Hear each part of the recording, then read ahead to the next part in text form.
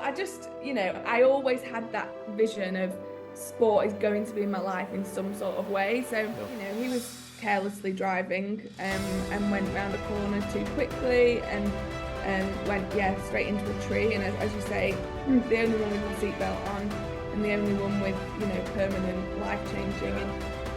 And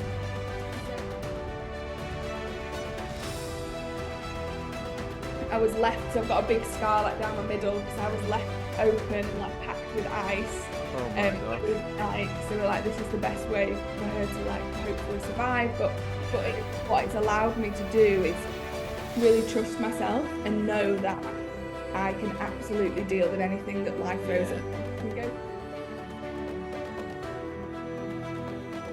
I was absolutely terrible to start with, like really bad.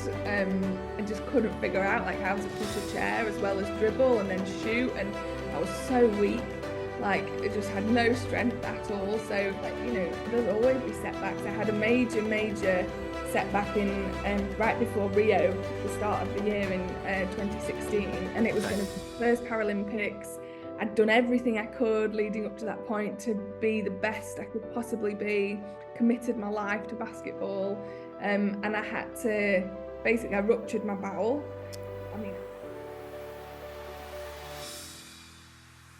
If you can have the right mindset, which I know is challenging, but if you can stick to sort of being positive 99% of the time, it ultimately serves you well down the line. So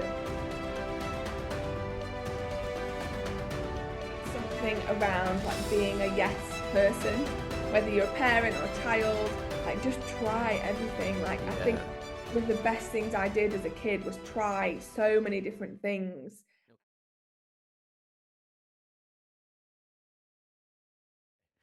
So we're absolutely delighted today to welcome an incredible lady who's represented Team GB in the Women's World Wheelchair Basketball Championships in 2014 in Toronto and in the 2016 Paralympic Games in Rio de Janeiro.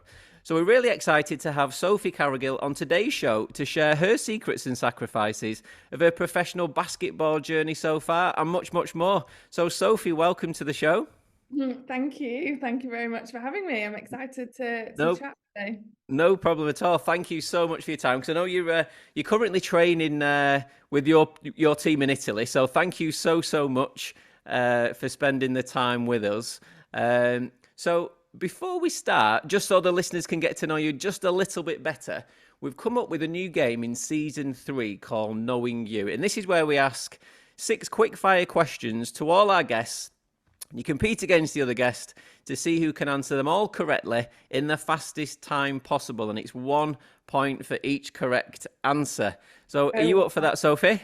I am, testing my knowledge now. This will be embarrassing, but I'm sure you'll be fine with them. I'm sure you'll be fine. Okie dokie. Here we go. So the first question is, in 2013, you made your international debut, but against which team? Oh my God. I'm going to say the Dutch. It was correct. Okay, next question. Later that year, you represented Team GB winning bronze in the European Champs. But which city did this take place? Frankfurt, Germany. Perfect. Okay. In which year did you win gold in the under-25s wheelchair basketball world champs in Beijing? 2015. Perfect again. In May 2016, you were named in the Team GB squad for the summer 2016 Paralympic Games in Rio. But which team did you get beat off in the semis? USA. It was. Okay. What was the name of the international television mystery music game show you and your partner appeared on called? Oh my God. I can see. Oh my God. Nearly. I can see the voice. That's it. Perfect. Fabulous. Okay, and the last one. In total, this should be an easy one. How many medals have you won for Team GB? Oh my God. That's not easy at all. 6. Well, we had wrote down 5, but it could be incorrect. We've got 1 gold, 1 silver, Oh God. and 3 bronze. more than 3 bronze. Oh no, it's more than that. So it's 2013, 15, 17 bronze, Yep. 19 silver, Yep. and then 2018 world silver. So that's 5, and then the U25 gold is 6. So I think So, that's right. so it's 6. So you're correct. So my research is incorrect. I'm deducted a point there, I think. No, that's fine. I forgot about one as well. I was like 6. Oh, that's brilliant. Thank you for that, Sophie. And I think that's just a great little insight into what's in store for the rest of the show. So thank you so much for that. Um, You're welcome. Okay, so let's begin. So, as you know, the podcast is to shine the light on the secrets and sacrifices all families go through to allow their children to become elite level athletes. So, my first question I've been asking people on season 3 is in your opinion, what do you think an elite athlete is? Oh, good question. I might have a different take on this to It's maybe a lot, okay. because I think when you think of elite athletes, you think that that is their absolute everything and it's what they live and breathe and die to do, Yep. which I think is important. But I also think, and I harp on about this a lot, but I think balance is really important as well. So Right. Okay. having something outside of your sport Yep. that can take your mind away from it, I think it's really important. So as I've been an athlete, I've either worked alongside doing sport, not through financial needs necessarily, because we're really lucky to be supported through UK Sport and the Yep. National Lottery. But just because I needed like something else to do. So it was only Yeah. ever part-time, or I studied, Yep. or I've, worked for charities or things like that. So for me, being, I guess, not even just an elite athlete, but an elite like human, Yep. is, for me, it's about balance. Yep. And don't get me wrong, it's about dedicating everything you have to that one thing. Like, our goal this year is absolutely to come home with a Paralympic medal. And I am, fully dedicated on that path to doing what I need to do in training. Yep. But also that means what I need to do outside of training, which is on my days off, go and, I'm living in Italy, go and have a nice afternoon in Milan or something, Yep. that for me gives me a lot of energy as well, which allows me to then dedicate absolutely everything I Yep. can to the training. So yeah, it's about balance for me, and it's about having that focus, but also knowing that it's not the be all and end all, because Yep. ultimately injuries can happen, deselection can happen, Yep. and there's a risk that if you give it your absolute, you don't have anything else going on at one point in your life, you're not going to be an athlete anymore. So Yeah. Yeah. Yeah. even if just through retirement. Yep. So yeah, that, I guess, a long-winded way of saying that I think balance is important when you're an elite athlete. And I think as a parent as well, what we've seen with all our children in the sports that they're doing. So our eldest plays tennis, and we've noticed, and we've always tried to do a little bit of that, try and get a nice balance between her Yeah, doing, like, say, a tennis training, to do her sleepovers, to do her parties, so it's not just all tennis, tennis, tennis. yeah, yeah, Because what we was noticing is there was so many girls that she was competing against that were just solely doing the tennis. They were on that tennis journey. They were really kind of like motivated and dedicated to it, which was amazing. mm, However, what we started seeing was that there was quite a few of them that started dropping out yeah, because they'd not experienced those kind of parties or going out or yeah, doing yeah. the sleepovers with their friends. So I think it's very, very true what you say, to try and get that balance right, and then Yeah. For the yeah, longevity of a whole yeah, career as well. Like, I've been doing this for 13 years now, so like to commit and just do that solely would be yeah, so mad. But I do know that that's what some people do, and some yeah, people think that that's how you are successful. And I don't disagree with that at yeah, all. But I do think there's just more to life as well. Like, so yeah, yeah, being able to pick and choose those moments, yeah, like, and when you do those things, when you choose to go on holiday, obviously you're not going to do that right before a competition or whatever, but it's having that balance, I think, that's important as a sort of whole rounded person, really. Yeah, 100%. I like that one. So can I just ask you about your early days growing up at home and what family life was like back then?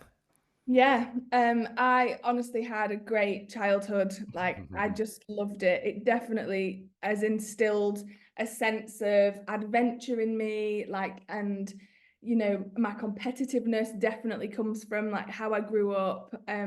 So yeah, an absolutely amazing mum and dad and a younger brother. And I grew up on like a cul-de-sac where there was like six other kids. Yeah. Um, and just every night after school, we'd be knocking on each other's doors, like, "Are you playing out? And Yeah, should we play hide and seek? And oh, we're gonna play rugby or we're playing tennis or cool. whatever." It was always like sport or just being active. Like that was always the focus, like every Yeah. night after school. And it'd always be like, mum would be calling, "Your dinner's ready." I'm like, "Come on, I'm not going," So I just, yeah, absolutely loved my childhood. I could not fault it for 1 second. My parents are now separated, but I think, as a child, well, I was 22 when that happened. Okay. Um, but you would never, they always, always, always put us first. And that was just, credit to them for doing that. It sort of meant their relationship took a back seat, which probably ended in, them separating. But for what they did for us, Yep. I don't actually think they would change that either. So Yep. I absolutely never wanted for anything. I'd go to all the after school clubs and they'd take me here, there, and everywhere. I'd have, packed lunches in the car and Yeah. change of clothes in the car coming from school, going to tennis. I remember like always getting changed like quickly in the car, like before my tennis lesson. And so yeah, super supportive family and we're really close and yeah, I just love them a lot. So that kind of makes me kind of like have a bit of a chuckle because we do exactly the same. So I mean, probably like say your mum and dad, like myself and my wife might go kind of days or weeks not kind of seeing each other, and I think that's the other Yeah, side that again one of the reasons why we wanted to start the podcast to shine the light on the side and the Instagrammable kind of side that you don't see that it is quite kind of tough on the parents who they may have yeah, to like kind of finish work early or change the jobs because they need more time to take their children to and from like different kind of training sessions or matches. You're picking them mhm, up from school and they are getting changed in the car kind of quickly. But then like if our eldest, for instance, is kind of competing, she does compete in like overseas type of thing with the tennis. So my wife might be away with her for like I don't know 5 days or a week or something. So then we're kind of like separated, so you don't spend as much time together. So it is really kind of difficult yeah, for the parents. However, like you said about your mum and dad, it's what you do for your children. You try and do everything that you can for them. yeah. Did I also read that was your dad a professional golfer? Have I read that correctly? Yeah, so I Okay. guess I thought we'd probably get onto this, but he was absolutely my not only like hero in life, but like Ah, sporting hero. And I've never seen him like compete because when they had me, yep. he stopped playing professionally and Right. Okay. he's now a referee and like tournament director on the European tour. Oh So wow. done How that all his amazing. life. He's traveled all his life. So Yep. yeah, I think he has the best job. But yeah, we used like at home. I just have such fond memories of like all these trophies would be like in a certain he would take me up into the loft and like show me like all uh, the clippings and like all like his old kit and like he used to play like when he was a lot younger like cricket for Yorkshire as well, so he did wow. like Oh so fab. much stuff that he just had in the loft. And Yeah. are those like they're the reason I keep all my kit now, because I'm like when I have kids like I want Yeah. to be Yeah. able to do the same and Wow. show those like little bits of memorabilia or whatever it is. But yeah, definitely sport was instilled at such a young age. My Okay. mum's active as well, absolutely not a professional, but she was always, when she'd take us to school, she'd always have a gym bag with her because she'd be going swimming at the gym or something. Right. So Okay. that like sense of being active, all the playing out and stuff that Yep. we were encouraged to do. And like definitely, yeah, I was just naturally sporty. That Yep. was just like in my bones. The Yeah. academic Yeah. side of school, it took a lot of effort for me to like do well in like the academic side, but Right. sport just Okay. came naturally to me. So yeah, definitely influenced by my dad, and like his success and all the stories that he had to tell were yeah, some really cool ones. So when you was at school then, when you was say playing all your different sports, did you ever kind of think then that you wanted to get into professional sport? Was there Oh a yeah. particular sport that you was kind of like set on that you Yeah, wanted well, to I play? remember, I really vividly remember watching Kelly Holmes. Was it in 2008 when she won the 800 and the 1500 or Right. something? Okay. It was in Beijing. Right. Um, and so what was I? Must have been 12. And I Right. remember having this conversation with my dad, um, of like, what can I do? Like, I want to go to the Olympics. Like, what sport can I do? Like, what can I focus everything on? Yeah. I played netball the best. Like that was my favorite Okay. sport and the thing that I was best at. And ultimately, that's not an Olympic sport. You know, it's played at the Commonwealth and they have the Yep. amazing World Cups and everything, but yeah, not the Olympics, sadly. But so I was like, oh, what about like high jump or like sprinting or like Yep. other things? But I just, you know, I always had that vision of sport is going to be in my life in some sort of way. So as Cool. I got older, I sort of thought, oh, maybe I'll be like, I wasn't like, I played netball for like West Yorkshire or something, you know. I wasn't, I wasn't going to be like an amazing, incredible international netball player. I don't think, maybe I would have been, who knows. Yep. Um, but I just sort of thought, oh, well, sport will be in my life in some sort of way, and maybe I'll be a PE teacher because I absolutely loved my PE teachers. Like they're Right. my Okay. at school. So I was like, maybe I'll go into that. And so that was sort of what I was thinking. But absolutely was always my dream to, you know, represent your country and play sport for your country. And honestly, still to this moment, even though I've been doing it for 12 years, I can't believe that that's what I do, like what I get to do. It's incredible. And obviously life took a bit of a massive U-turn, and it's Yeah. ended Yeah. that you know, I've competed at the Paralympics, Yeah. you know, because of my accident and my Yep. disability and stuff, which obviously we can get into. But Yep. so, you know, took that turn, but every cloud, you know, and Yeah. it Definitely. ultimately allowed me to pursue a dream that is no less than competing at the Olympics, you know, it's just equally as amazing. So Yeah. I'm Definitely. super proud of myself for actually, yeah, like following through with that and going for it. Yeah. So can we touch on that then? Because from that sporty kind of journey that you had at school and like kind of looking up to your dad with his kind of professional golfing career, Yeah. in 2010 you was in a trip. You went to America, didn't you? And Yeah. it was in like a car journey that you had an accident, didn't you? And I Yeah. think you crashed into a tree. And I think really kind of strangely that you was again we'd read that you was the only one that had a seatbelt on. Unfortunately, things kind of happened and went the way that they did. I think you spent about 4 months in hospital in total, and then you fractured your T6 thoracic vertebra, didn't you? Which meant you was paralysed from the waist down. Yeah.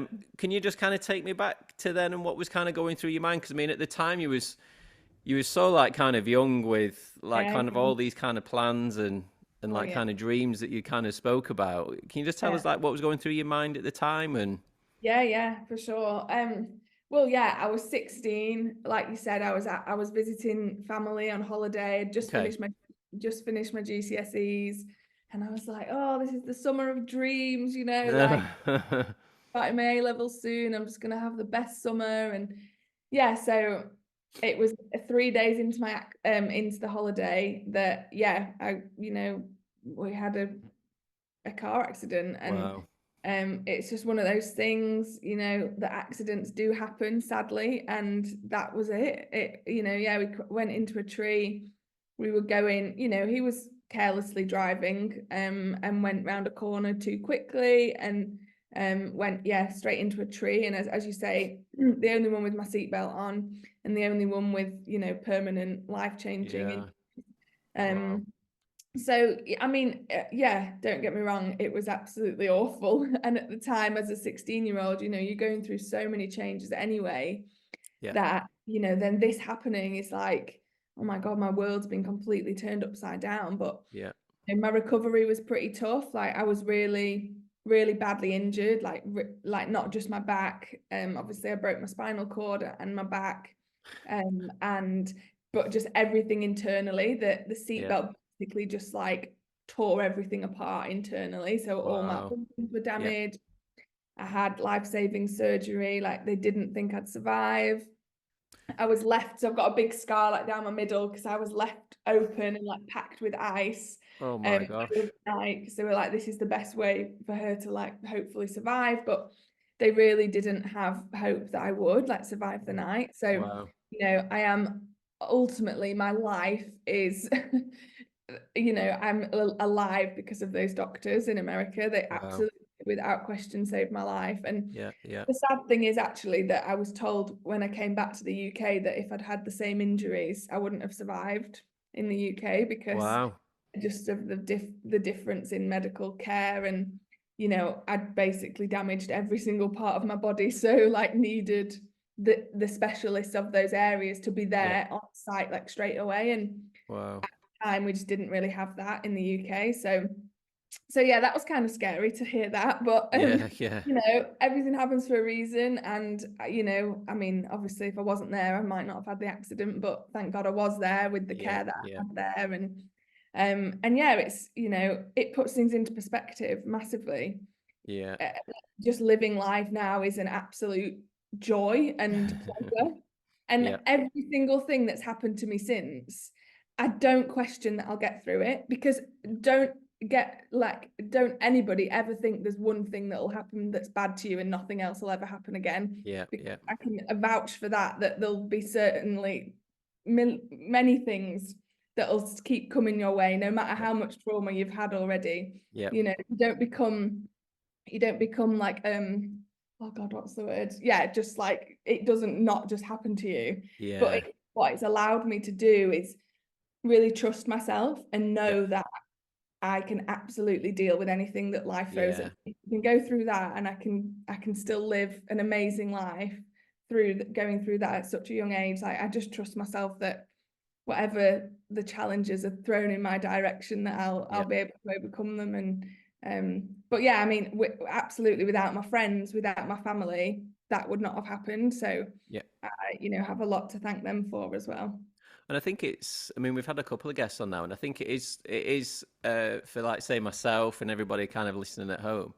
The stories that we kind of hear are so kind of like inspirational and kind of motivating, for all the reasons that you just kind of mentioned. That you will kind of come across different kind of adversities in your life, and you might think that you can't get through them. Yeah, However, when you do come out the other side, it does make you so much kind of stronger, and it makes you feel as if you can overcome anything. However, at the time, it obviously doesn't feel that way. But the more you kind of become almost like, say, accustomed to it, you know how resilient and how kind of strong you can actually be. yeah. Because we've had Freya Levy on, Oh yeah, and she, you may know her. She had muscular dystrophy. We've had Jay Elliott on. He was a Team GB swimmer. He suffered two brain tumours when he was around about 13 and 14. George Smith, he's an MMA fighter. yeah. He had atrial fibrillation, which was like an irregular heartbeat, and he was in hospital for about 4 or 5 hours having an operation. And there's so many stories like that that just make you kind of sit up, and you don't necessarily. And again, I think we kind of go back to that Instagrammable moment, and Yeah, you kind of seeing people winning that, say, Olympic medal, or yeah. they're winning that race, or they're in that team that's won a league or something, and you Mm, don't know that kind of backstory of what they've done to kind of get there. And I think sometimes, like your stories, they're just them like unbelievable moments that you think, wow, how have you kind of got through that? And yeah. they are truly amazing. So, God. so yeah, It has, um, obviously completely defined my life, but I'm nearly 14 years on from it now, and yeah. I can't remember what life was like before. So it's just who I am now, and it's allowed me so many amazing opportunities as well that I wouldn't change for the world. Yeah. Okay. So then moving back to your basketball then, how was it that you got into your basketball? How did that come So about? Yeah, so I mean, obviously having a really sporty background, when the accident happened, I was thinking, am I going to be able to play sport again? Like, what's it going to feel like? I sort of just wrote it off as like, it's never going to happen because I'd Yep. also never even experienced, I didn't know anybody with a disability. Like, Okay. I'd not really seen, like, it was before London 2012, obviously, when the Paralympics became a lot more visible. Yep. Um, so I'd not really seen anything. And I remember like a lot of my like physios or occupational therapists, both like in America and the UK, were very much like putting sport into my mind and like showing clips of like what they call in Cool. America murder Yep. ball, like wheelchair rugby. And I was like, oh my God, I literally can't do that. And showing me like guys like backflipping on in like skate parks, like in their chairs and stuff. And I was like, oh my God, that's so cool. My mum sat there going like, oh my God, don't do anything like that. But yeah, I mean, it kind of happened that way that I was just kind of introduced to it. I went on about 9 months after my accident. I went on a course with the Backup Trust, who are a Okay. charity that help people with spinal cord injury sort of Cool. regain a lot of confidence and by going on these like trips away.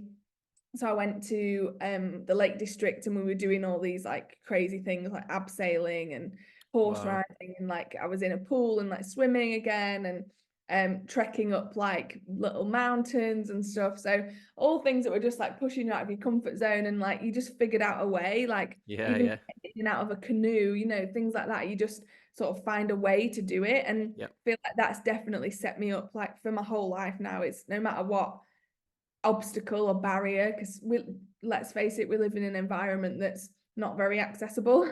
Yep. So any barrier that I face, I definitely still have that like mantra in my mind of like Yep. remembering that trip and just find a way to do Yep. it. And it was after that that I'd played a bit of basketball just like recreationally, like on that trip. Yep. Um, and I was like, you know what, I want to try it. Like I want to give it a go. Like I think I'm ready. And yeah, so I just phoned up like my local team, who luckily were 10 minutes down the road from me. Yep. I just passed my driving test, so I was like all raring to go. Yeah. And yeah, just went along, and honestly, I was absolutely terrible to start with, like really bad. I just couldn't figure out like how to push a chair as well as dribble and then shoot. And I was so weak. Like I just had no strength at all. So, but I was determined, like I've got that in me, like that just like I want to be good at things. Like Yeah. Yeah. when I was at school, that was the thing that I was good at, was sport, and Yep.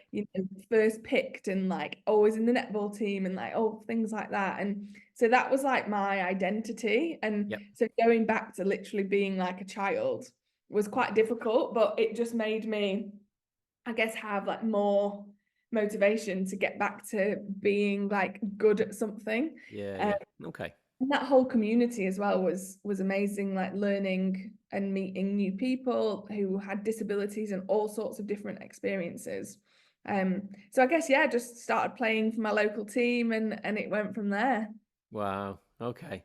And it definitely did go from there as well. Yeah. So can you remember your first, say, like, big, say, wow moment in the sport? So yeah, I was playing, so I was 17 when I started, so I was still a Okay. junior.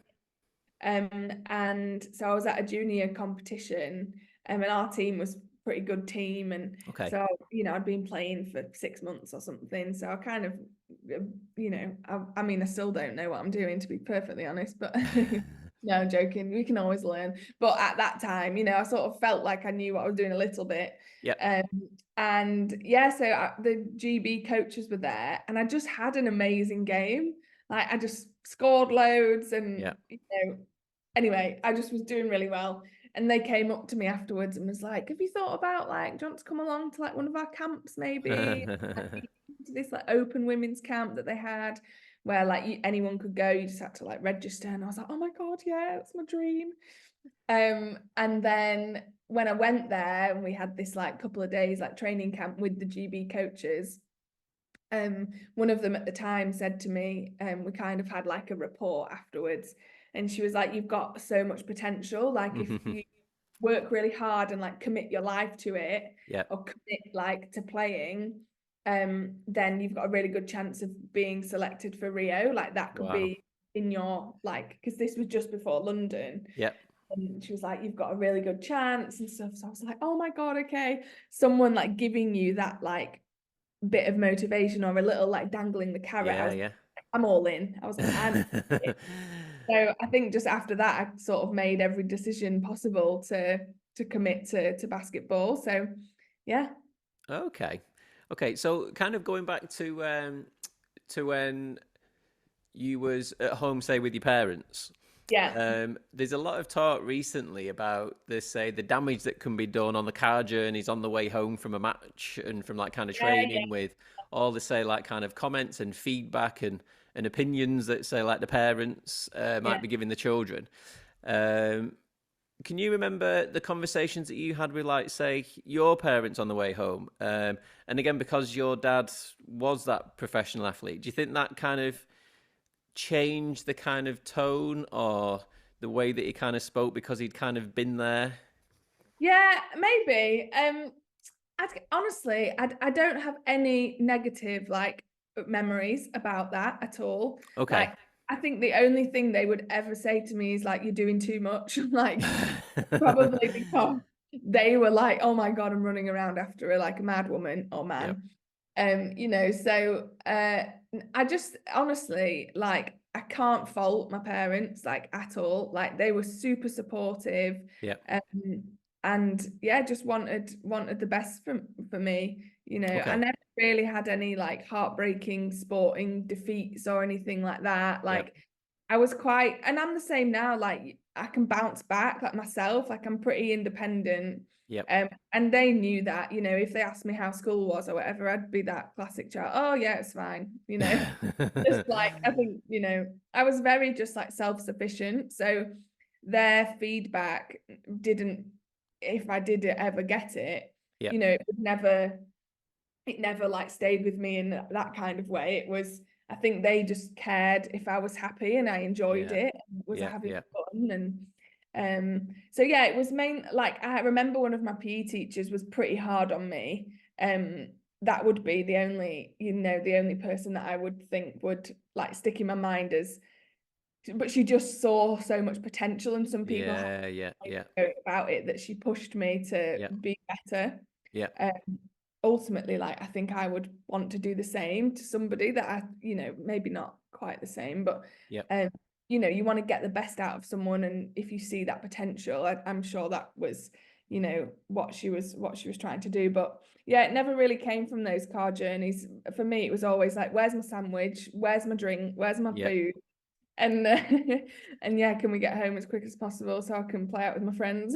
So did they not give you any like say feedback or kind of comment on a performance or No. no? Right. Okay. They would 100% not think that I knew better than them anyway. Right. So, Okay. in terms of sport, like my dad didn't know anything about netball and neither does my mum.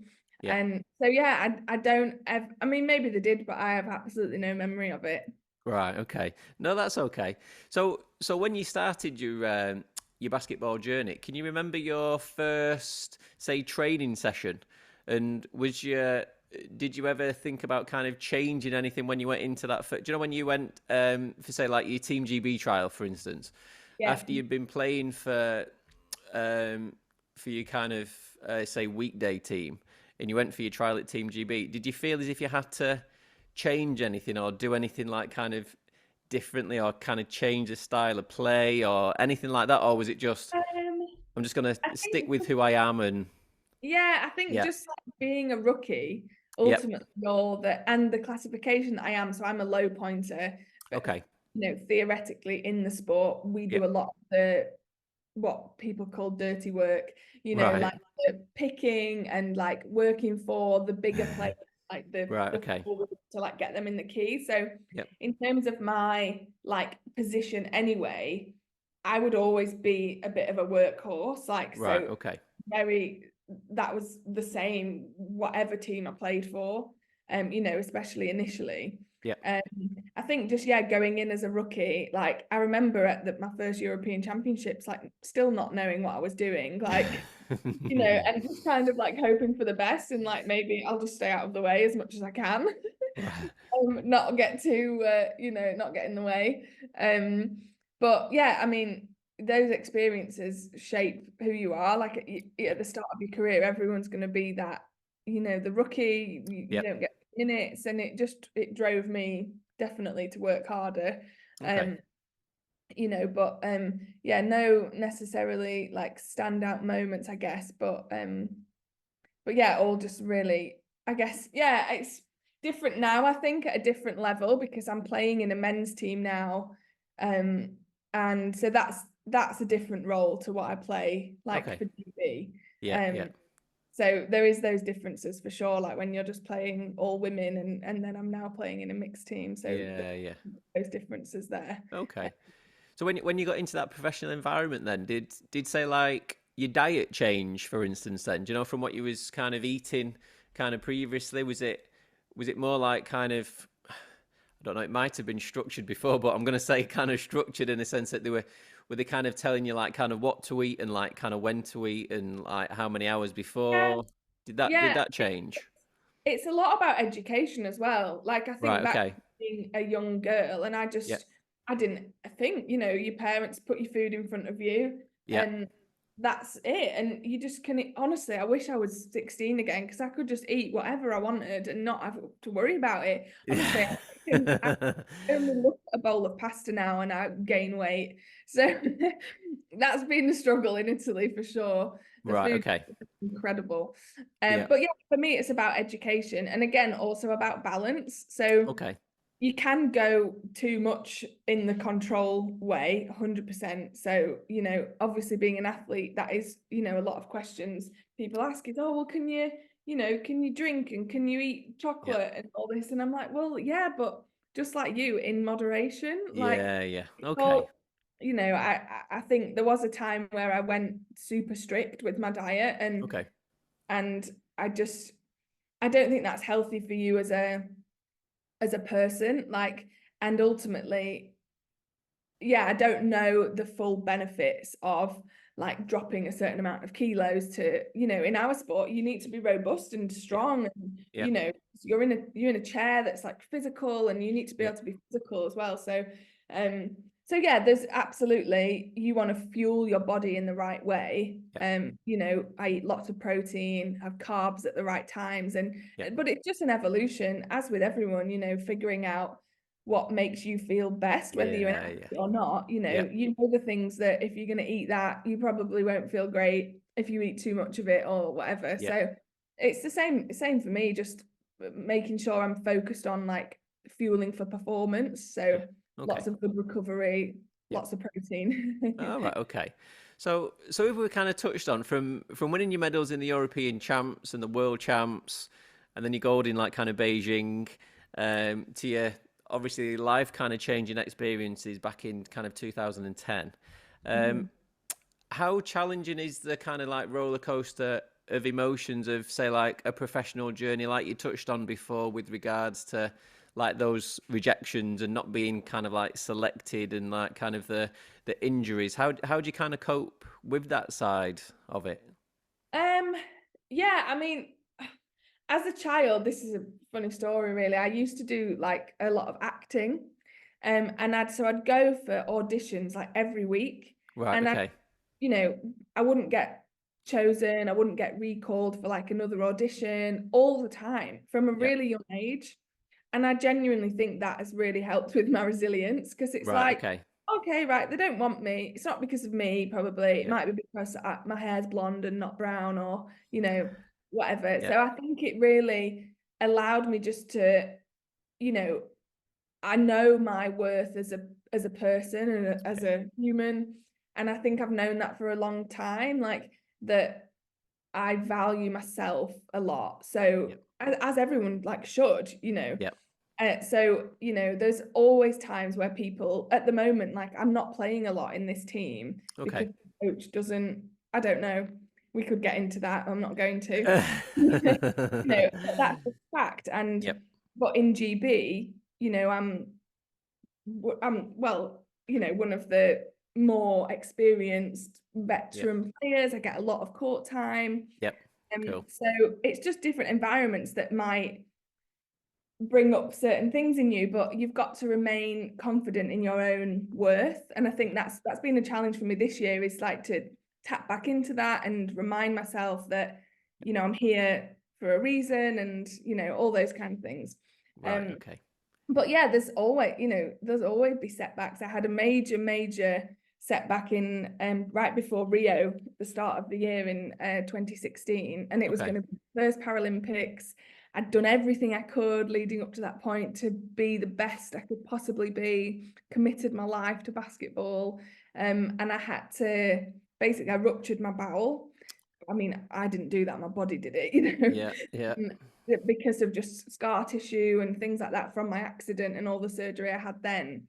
And so I had to have open abdominal surgery again to fix it and to, Wow. untwist it basically. And so I was in hospital for 2 weeks. I'd had major abdominal surgery. I wasn't able to lift my arms above my head for like 12 weeks afterwards, like just because of all the healing. So couldn't do any training. I was literally out to do like 10 minutes on a bike, like once on a hand Wow. bike, like once a week or something. So at the start of the Paralympic year, 9 months out from the games, Yeah. was a major setback. But I truly believe in just like taking each day as it comes. So when things like that happen, injuries are so common in sport that, Yep. people are going to go through them at some point. Yeah. Um, so just really like doing everything you can that one day, like, and then do the same the next day, even if that Yeah. is Yeah. 10 minutes on a handbike, like just Yep. tick the boxes like consistently. Yep. And ultimately you end up like, I had one of the best tournaments of my life at Rio, and we had the best finish we've ever had. We Yep. came fourth, which had never happened for the women's team before. Yep. So, I think those things, they always end up, if you can have the right mindset, which I know is challenging, but if you Yep. can stick to sort of being positive 99% of the time, Yep. it ultimately serves you well down the line. So yeah, I guess that's one of the biggest setbacks I had, and it ended up all right in the end. Yeah, and I think that's true with all the guests that we've had on. I think it's that mental resilience and that intrinsic motivation to kind of wanting to kind of keep succeeding, and that's another kind of topic of conversation for probably another day. That there's that topic of conversation with that person's physical ability Yeah, over like kind of the mental side, which is more kind of important type of yeah, thing. yeah, And I think from speaking to all the guests, there's that obviously there's that element of that physical ability to kind of perform. However, I think like you've demonstrated throughout your career, it's that like resilience and mental side that's so kind of important, because I know you've mentioned about just kind of taking each day as it kind of comes and just ticking like kind of each box and moving up the ladder. Like you said, it's so kind of difficult to kind of do that, and it takes a certain individual like yourself to be able to do that. So yeah, it is quite kind of a special talent that I'd say. Um, so when you look back on all your journeys, both positively and negatively, would you say climbing the mountain has been, or climbing the mountain has been worth the view for you?